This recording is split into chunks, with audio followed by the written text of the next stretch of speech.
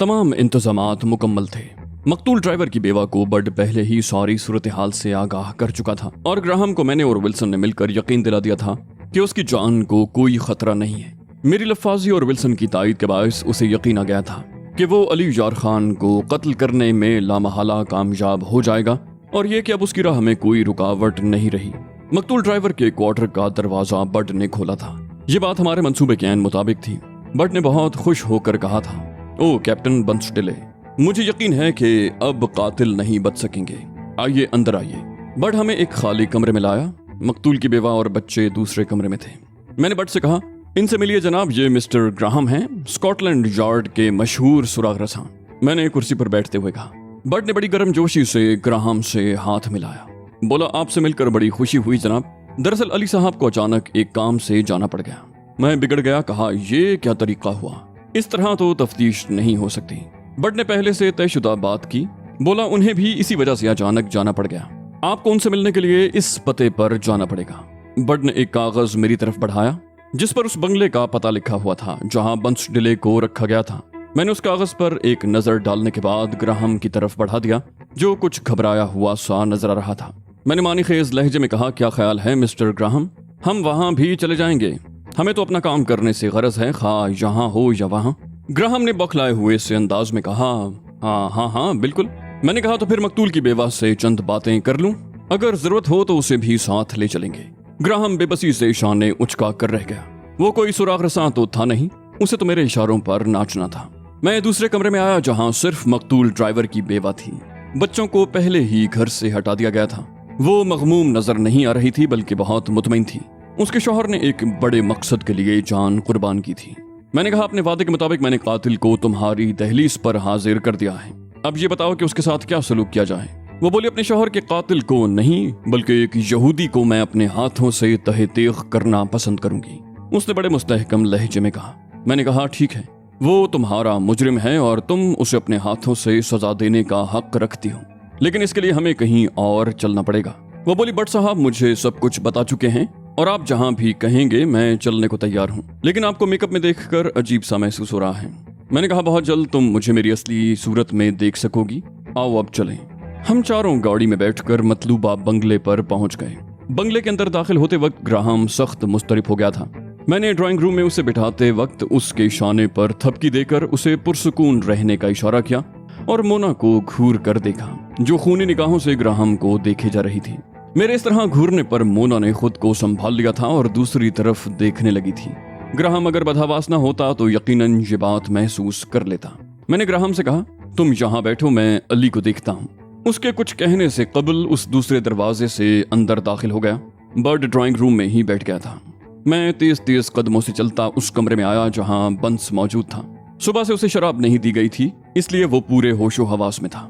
मैंने जल्दी जल्दी अपना मेकअप साफ करते हुए कहा, तैयार हो जाओ बंस, ग्राहम ड्राइंग रूम में मौजूद है।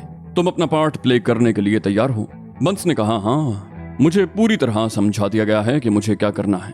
मैंने बंस को घूरते हुए कहा, कोई गड़बड़ मत करना, मैं ग्राहम के साथ चंद मिनट तक खेलूंगा। बंस ने बुरा मानकर कहा, बेफिक्र रहो, मैं इतना गाउदी भी नहीं हूँ। चंद मिनट के बाद मैं बंसडिले के साथ ड्राइंग रूम में दाखिल हुआ तो मोना, ग्राहम और बर्ड तीनों उठकर खड़े हो गए। ग्राहम अब वाज़े तौर पर नर्वस नजर आ रहा था। मैं अपना कोट उतार कर अंदर ही छोड़ आया था और अपने बाल बखेर लिए थे। अंदाज ऐसा था जैसे बेपनाह मसरूफियत की वजह से मुझे खुद पर तवज्जो देने का मौका ही न मिल पाया हो। बंस ने कहा, इनसे मिलिए मिस्टर अली, ये मिस्टर ग्राहम हैं। कार के धमाके की तफ्तीश के लिए सीधे स्कॉटलैंड यार्ड से आ रहे हैं। मैंने गौर से ग्राहम को देखा। ओह, फिर आगे बढ़कर उससे हाथ मिलाया और उसे बैठने का इशारा करते हुए खुद भी बैठ गया। मुझसे हाथ मिलाते वक्त ग्राहम के हाथ में हल्की सी लर्जिश थी। मैंने वाज़े तौर पर महसूस किया था। मैंने खुश्क लहजे में कहा, यह कोई इतना पेचीदा मामला तो नहीं है कि जिसके लिए स्कॉटलैंड यार्ड के सुराग रसां को जहमत दी गई है। ताहम तुमसे मिलकर खुशी हुई। बताओ, तुम हमारे लिए क्या कर सकोगे? मेरी नजरें ग्राहम पर जमी हुई थी। मैं उस पर से एक लम्हे के लिए भी नजर हटाने के लिए तैयार नहीं था। बंस ने जल्दी से कहा, ये स्कॉटलैंड यार्ड से सीधे यहाँ आ रहे हैं जनाब। ये तो हालात से पूरी तरह बाखबर भी नहीं है। मैंने तंजिया लहजे में कहा, मैंने तो स्कॉटलैंड यार्ड वालों की बड़ी तारीफें सुनी थी। ये कैसे सुराग रसां हैं कि इन्हें अभी तक कुछ भी नहीं मालूम। मेरे तबसरे पर ग्राहम पहलू बदल कर रह गया और बंस ने एक बार फिर दखलंदाजी की। बंस ने नाखुशगवार अंदाज में कहा, स्कॉटलैंड यार्ड वाले कोई जादूगर तो नहीं होते जनाब? पहले आप ये बताएं कि वाकयात किस तरह पेश आए थे, उसके बाद ही इस सिलसिले में कुछ कहा जा सकेगा।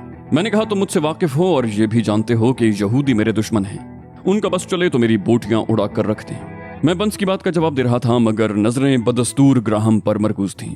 मैंने कहा कल जो वाकया हुआ उसके पीछे भी किसी यहूदी का हाथ कारफरमा है, लेकिन वो नहीं जानते कि मैं उनके काबू में आने वाला नहीं हूँ। मैंने ऑलिव हार्वर्ड जैसे वैश्य को नहीं बख्शा। तुम ऑलिव हार्वर्ड से तो वाकिफ हो गए मिस्टर बंसडेले? वो बोला हाँ, बरसों पहले उसने यहीं गोइटे हिल में आपका कमरा बम से उड़ा दिया था। मैंने इस बात में सर हिलाया, कहा हाँ वही, और तुम उससे बहुत अच्छी तरह वाकिफ हो गए मिस्टर ग्राहम। ग्राहम ने कहा क्यों? मैं क्यों बहुत अच्छी तरह वाकिफ होने लगा? उसकी आवाज में खफीफ सी लर्जिश थी। मैंने कहा इसलिए कि तुम्हारा ताल्लुक स्कॉटलैंड यार्ड से है, जिनकी मालूमात बहुत वसी होती हैं। ग्राहम ने पहलू बदल कर कहा हर एक की मालूमात इतनी वसी नहीं होती, लेकिन मैं चूंकि फलस्तीन के हक में और इसराइल के खिलाफ हूँ, इसलिए तुम दोनों के बारे में भी मैं बहुत कुछ जानता हूँ। मैंने कहा तब तो तुम्हें ये बताने की जरूरत नहीं है कि ऑलिव हार्वर्ड कितना बड़ा कमीना था। मैंने उसे बार बार ढील दी, कई बार उसकी जान बख्शी की, मगर उसकी अक्ल ठिकाने नहीं आई और अंजामे कार वो शाम में मेरे हाथों मारा गया। ऑलिव हार्वर्ड के खिलाफ इस किस्म की गुफ्तगू सुनकर ग्राहम के चेहरे पर एक रंग सा आकर गुजर गया और बंस को दखलंदाजी करना पड़ी। वो बोला मैंने आपसे कल के वाक्य के बारे में पूछा था, आप मालूम नहीं कहाँ की बातें ले बैठे। मैंने कहा मैं वही बता रहा हूँ, पेश मंजर समझने के लिए पस मंजर का इल्म होना जरूरी होता है। इसलिए मैंने तुम्हें पहले ऑलिव हार्वर्ड के बारे में बताया। उसकी मौत के बाद एक शख्स ने जिसका नाम रेंडल है, लेकिन उसने अपने नाम को रेंडल हार्वर्ड में तब्दील कर लिया, और जो बज़ो में खुद ऑलिव हार्वर्ड का जानशीन है, उसने ऑलिव हार्वर्ड का इंतकाम लेने की ठानी है। मुझे यकीन है कि कल के कातिलाना हमले के पीछे उसका हाथ था। बंस ने कहा आपका मतलब है उसने अपने आदमियों के जरिए आप पर हमला करवाया था? मैंने कहा हाँ, मेरा यही मतलब है। मेरी जगह जो ड्राइवर मारा गया उसका नाम एडगर था और ये उसकी बीवी मोना है। मैंने मोना से वादा किया था कि उसके शौहर के कातिल 24 घंटे के अंदर अंदर उसके कदमों में होंगे, और अब 24 घंटे पूरे होने में महज चंद घंटे रह गए हैं। वैसे तो मैं खुद भी ये काम कर सकता था, लेकिन फिर भी मैंने तुम्हें जहमत देने का फैसला किया था कि मेरा वादा यकीनी तौर पर पूरा हो सके। बंस ने कहा मेरी समझ में ये बात नहीं आई कि आप इस हमले से बच किस तरह गए। मैंने लम्हा भर के लिए ग्राहम पर से नजरें हटाकर बंस को घूरा, कहा इस बात से तफ्तीश का क्या ताल्लुक है? फिर दोबारा ग्राहम की तरफ मुतवज्जे हुआ। बंस बोला मुमकिन है आपको किसी जरिए से इत्तला मिल गई हो कि आप पर हमला होने वाला है। मैंने कहा नहीं मिस्टर बंस, जो इत्तलात के मोहताज होते हैं वो अली जर खान नहीं होते, उन्हें यहूदी कहते हैं। मुझे कहीं से कोई इत्तला नहीं मिली थी, बल्कि मेरे अंदर एक इजाफी हिस्स है जो ऐसे मौकों पर मुझे खबरदार कर देती है। तुम्हें मालूम है एक बार मैं यहूदियों के हत्थे चढ़ गया था और मुझे एक फौजी कैंप में कैद किया गया था। ग्राहम ने बड़ी बेसाख्तगी से पूछा फिर तुम वहां से कैसे बच निकले? मैंने कहा हाँ मिस्टर ग्राहम, ये बात तुम्हारे इल्म में नहीं होगी, इसलिए कि यहूदी खुद भी इस बात से लाइल्म थे कि उन्होंने किसे गिरफ्तार कर लिया है। अगर उन्हें इल्म हो जाता तो शायद मैं कभी उनकी कैद से फरार नहीं हो सकता था। बंस ने एहतजाजी लहजे में कहा मिस्टर अली प्लीज। गैर मुतल्लिक बातों के नतीजे में मैंने हाथ उठाकर कहा तुम खामोश रहो मिस्टर बंस, मैं स्कॉटलैंड यार्ड के सुराग रसां से महवे कलाम हूँ। हाँ तो मिस्टर ग्राहम, उस फौजी कैंप से फरार होने की कोशिश में मेरा पूरा जिस्म गोलियों से छलनी हो गया था, लेकिन देख लो मैं तुम्हारे सामने न सिर्फ जिंदा सलामत हूँ बल्कि यहूदियों पर कारी वार भी कर रहा हूँ। मोना बड़ी महवियत से मुझे देख रही थी। बंस अपने अंदाज से बेजारी जाहिर कर रहा था और ग्राहम वाज़े तौर पर मुझसे मरूब दिखाई दे रहा था। शायद उसने अपने तौर पर यह नतीजा भी अखज़ कर लिया हो कि वो मुझ पर सामने से हमला नहीं कर सकता। मेरे मुस्तकिल घूरते रहने की वजह से वो नर्वस हो गया था। चंद लम्हे बाद मैंने कहा मैं तुम लोगों को एक अजीब बात बताऊं। रेंडल ने मुझे कैद करके मशीनी अमल के जरिए मेरे नजरियात तब्दील करने की कोशिश की थी, लेकिन वो नाकाम हो गया। ग्राहम ने कहा यह तो वाकई कमाल की बात है मिस्टर अली, किसी साइंसी अमल से बच निकलना हैरान कुन ही कहलाएगा। ग्राहम मुझसे मालूमात हासिल करना चाह रहा था ताकि अगर उसे मुझ पर हमला करने का मौका न भी मिल सके तो भी उसे यहाँ से खाली हाथ न जाना पड़े। जो मालूमात वो मुझसे हासिल कर रहा था यहूदियों के नुक्ते निगाह से वो खासी कीमती थी, लेकिन वो नहीं जानता था कि ये मालूमात उसके सीने में दफन हो जाएंगी। मैंने कहा रेंडल इस बात से वाकिफ है कि उसका अमल नाकाम हो चुका है। न सिर्फ नाकाम हुआ है बल्कि मैंने निहायत मुख्तसर सी मुद्दत में उसे शदीद नुकसानात से भी दो चार किया है। जजीरे मर्ग पर रेंडल ने कब्जा कर रखा है। वो पूरा जजीरा तबाह कर दिया गया है। मालूम नहीं वहां उसके कितने आदमी मारे गए होंगे। इसके अलावा गोइटे हिल में उसकी तंजीम एगलर के 250 एजेंट भी गिरफ्तार कर लिए गए हैं। ग्राहम मुस्तरबाना अंदाज में खड़ा हो गया। बोला, नहीं। मैंने बड़े इत्मीनान से कहा, ये हकीकत है मिस्टर ग्राहम, लेकिन ये बात सुनकर तुम्हें इतनी हैरत क्यों हुई? ग्राहम गड़बड़ा गया। बोला, हैरत की तो बात है, किसी भी फर्द की एक तंजीम के मुकाबले में ये कारकर्दगी हैरान कुन ही कही जाएगी। मैंने बुरा सा मुंह बनाकर कहा, रैंडल बच्चा है। एक बार अपनी गलती से मैं उसके चुंगल में फंस गया था, तो वो अपने बारे में किसी खुशफहमी का शिकार हो गया है। बर्ड बहुत ज्यादा चौकन्ना नजर आ रहा था। ऐसा मालूम होता था कि वो किसी भी हरकत पर ग्राहम को शूट कर देगा। ग्राहम बोला, सवाल ये है कि जब आप उसको कोई अहमियत ही नहीं देते तो फिर आपने हमारी खिदमत क्यों हासिल की? मैंने बड़ी सादगी से कहा, ताकि तुम लोग उन अफराद को गिरफ्तार करने में मेरी मदद कर सको जिन्होंने कार में बम फिट किया था। बंस ने झुंझुलाए हुए अंदाज में कहा, इसके लिए हमें तफ्तीश करनी पड़ेगी और आप हमसे जरा भी ताउन नहीं कर रहे। मैंने बड़े सुकून से कहा, बाहमी ताउन के नतीजे में ही वो लोग गिरफ्तार होंगे मिस्टर बंस, लेकिन इससे कबल मैं आपको इस औरत के जज्बात से आगाह करना जरूरी समझता हूँ जिसका शौहर बेकसूर मारा गया। फिर मैं मोना की तरफ मुतवज्जे हुआ। कहा, इन्हें अपने जज्बात से आगाह करो। वो बोली, मुझे अपने शौहर पर फख्र है कि वो एक अजीम मकसद पर कुर्बान हुआ। मोना के लहजे से भी फख्र जाहिर हो रहा था। मैंने कहा, अगर तुम्हें अपने शौहर के कातिल मिल जाएं तो तुम उनके साथ क्या सलूक करोगी? वो बोली, अगर वो मुझे मिल जाएं और मुझे उन पर इख्तियार दे दिया जाए तो मैं उन्हें सिसका कर मारूंगी। इसलिए नहीं कि उन्होंने मेरे शौहर की जान ली है, बल्कि इसलिए कि वो यहूदी हैं और हर यहूदी उन लाखों मासूम अफराद की बर्बादी का जिम्मेदार है जो अपना वतन होते हुए भी बेवतन हो गए। मैंने कहा, सुना तुमने मिस्टर बंस, ये कितनी अजीम औरत है जिसे अपने शौहर से ज्यादा मजलूम फलस्तीनियों का दर्द है। ग्राहम ने घबरा कर कहा, ये एक काबिल सताइश जज्बा है, लेकिन इस वक्त हमारा ये मौजू नहीं है। मैंने कहा, तुम्हारा नहीं होगा, लेकिन मेरा हर वक्त यही मौजू होता है। कुछ ऐसे बेज़मीर लोग भी होते हैं जो मजलूमों का सौदा कर देते हैं, और एक ये औरत है जिसे अपने शौहर के खून से ज्यादा उन मजलूमों से हमदर्दी है। ग्राहम ने घबरा कर बंस की तरफ देखा। उसे डर हुआ होगा कि कहीं मेरी बातों से उसका ज़मीर न जाग जाए, लेकिन उसे ऐसी कोई अलामत नजर नहीं आ रही थी। बंस ने कहा, हम मोना के जज्बात से आगाह हो गए मिस्टर अली, लेकिन इससे मुजरिमों को गिरफ्तार करने में क्या मदद मिलेगी? मैंने कहा, मुजरिमों को गिरफ्तार करने में तो तुम मेरी मदद करोगे, और तुम क्या समझते हो मैंने तुम्हें तफ्तीश करने के लिए यहाँ बुलाया है? मैंने बंस पर एक नजर डाली, फिर कहा, अगर तुम ये समझ रहे थे तो ये ख्याल अपने जहन से निकाल दो। बंस ने कहा, तो फिर और किस लिए बुलाया है? उसके लहजे से उलझन जाहिर हो रही थी। वो बहुत अच्छी अदाकारी कर रहा था। मैंने कहा, मालूम होता है तुम्हारे महकमे को कोई गलत फहमी हो गई। मैं अपने आदमियों से काम नहीं लेना चाहता, इसलिए तुम्हारे महकमे की खिदमत हासिल की थी, मगर वो शायद ये समझे कि मैं इस मामले की तफ्तीश कराना चाहता हूँ। बंस ने हैरत से कहा, आपके अंदाजे से ऐसा मालूम होता है कि आप मुजरिमों से वाकिफ हैं। मैंने मुस्कुराकर कहा, कुछ ऐसी ही बात है। यहूदी खा कितने ही चालाक क्यों ना हो, वो मेरी नजरों से नहीं बच सकते। ग्राहम के चेहरे पर मुर्दनी सी छा गई थी। मेरे अंदाज ने उसके आसाब तबाह कर दिए थे। उसकी हालत ऐसे चूहे की सी थी जो किसी बिल्ली के सामने किसी ऐसी जगह फंस गया हो जहां से फरार होने का इम्कान न हो और बिल्ली उस पर हमला न कर रही हो बल्कि उससे खेल रही हो। उसके पास उम्मीद की महज एक किरण, ये ख्याल था कि मुमकिन है मैं ब्लफ कर रहा हूँ। ग्राहम ने कहा, अगर आप मुजरिमों से वाकिफ हैं तो स्कॉटलैंड यार्ड को जहमत देने की क्या जरूरत थी? मैंने माजरत खाहाना लहजे में कहा, महज गलत फहमी की वजह से ऐसा हो गया मिस्टर ग्राहम। अगर मुझे शुबा भी हो जाता तो मैं इंटेलिजेंस वालों को वजाहत के साथ बता देता कि मैं क्या चाहता हूँ। ग्राहम के चेहरे पर सुकून के आसार नजर आए। उसे यकीन हो गया था कि या तो मैं ब्लफ कर रहा हूँ या फिर किसी गलत फहमी का शिकार हो गया हूँ। उसे अपने महफूज होने का यकीन हुआ तो उसे फिर अपने मिशन का ख्याल आया। मैं उसकी हरकत सकनात पर गहरी नजर रखे हुए था।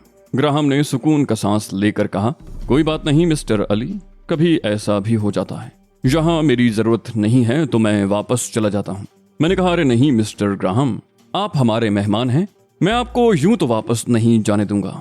बर्ड मुलाजिम से कहो कि मशरूब ले आए। ग्राहम ने वापसी के लिए इसरार किया, मगर मैंने उसे ये कहकर रोक लिया कि वो एक खास मशरूब है जिसका जायका वो जिंदगी भर नहीं भूलेगा।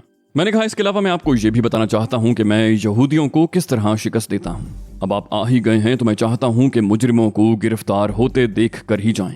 वो बोला, मेरे लिए ये तजुर्बा खासा खुशगवार होगा। वापस जाकर मैं अपने साथियों को बता सकूंगा कि मैंने मिस्टर अली को काम करते देखा है।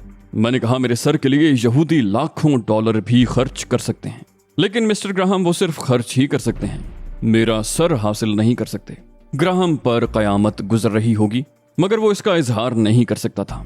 आखिर वो एक सुराग रसा था जो सरकारी दावत पर यहाँ आया था।